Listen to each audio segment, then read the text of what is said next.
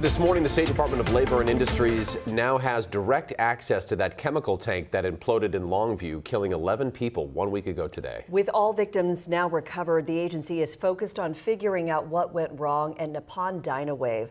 It legally has 180 days to complete the investigation. The agency expects it will need all of that time, given the complexity of the situation. That means it may not be until late November before we fully understand what caused the tragedy. The workers who survived the disaster now find themselves in limbo and may not be getting paid as long as expected. That would be contrary to what leadership at Nippon told us right after the implosion. Here's what they told us last week. Listen.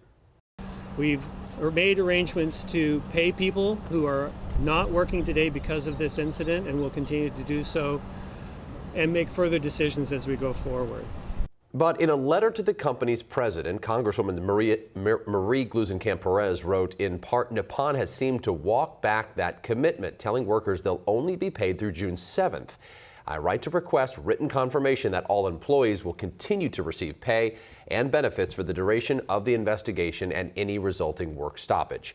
We reached out to Nippon about all of this and have not heard back.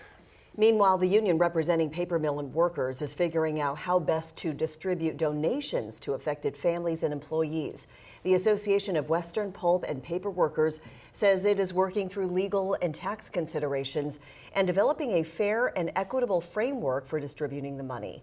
Workers and families are encouraged to stay in contact with the union throughout the process. Next at 5:30, we're going to have an update on the growing number of dead fish that have been spotted washing into the ditches near the paper mill, plus what test results are now indicating about both the air and water quality in that area. So stay with King 5 for the latest on what's happening in Longview, both on air and on the King 5 app. Remember, it's free to download on TV or on your phone.